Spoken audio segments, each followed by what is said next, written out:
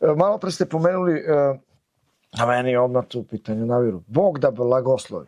Koji su to poslovi koje blagoslovi? Sve što je u funkciji stvaranja dobrih ljudi, u funkciji promocije zdravlja, u funkciji razvoja svega onoga što je dobro i što je ugodno pred Bogom, to će Bog da blagoslovi. I zato u Svetom pismu se lepo kaže, Bog kaže, bez mene ne možete činiti ništa.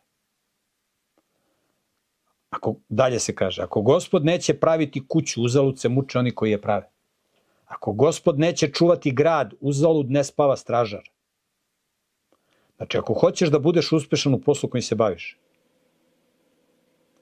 u lepim i pametnim stvarima, moraš da imaš blagoslov od Boga, da imaš dozvolu od Boga, da imaš Božju podršku. Ako te Bog ne podrži u tome, ti nećeš uspeti. Ako radiš loše stvari, demoni će tu da ti pomažu. Ali ćeš biti nesrećan i nezadovoljan. Bićeš na drogama, aplauz rulja da ti rulja aplaudira, bićeš hvaljen od satanističkih medija, dobijat ćeš međunarodna priznanja, kao i ostali tupavci, razumeš?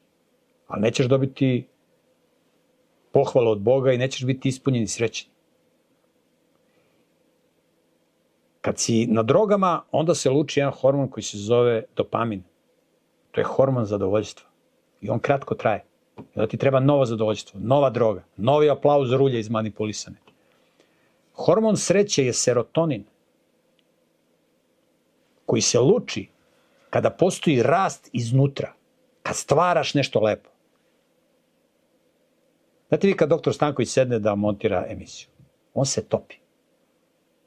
I on je 24 sata u tom osjećaju kako će da napravi lepu emisiju i kako ćete vi, dragi gledalci, da budete oduševljeni. To je rast iznutra. Kad vi radite na stvaranju dobrih ljudi. Pa kada on vidi svoju decu. I ja isto. Tad se luči serotonin koji dugo traje, koji večno traje. Ali to je rast iznutra. I kada ti radiš nešto što je konstruktivno, proizvodiš zdravu hranu, proizvodiš nešto što će ljudima da pomogne da kvalitetnije bolje žive.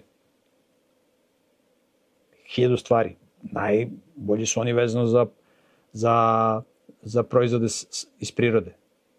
Poljoprivreda, stočarstvo, lekovito bilje, prirodni materijali. To su poslovi. I onda kad te čovjek zove, kaže, jao, kakvu sam kuću napravio, zahvaljujući tebi, kupio sam od tebe tesani kamen, napravio sam kuću 60 cm na spoljni zid. To je kuća, ne ove papirne kuće koje ne mogu ni da se ohlade ni da se zagreju.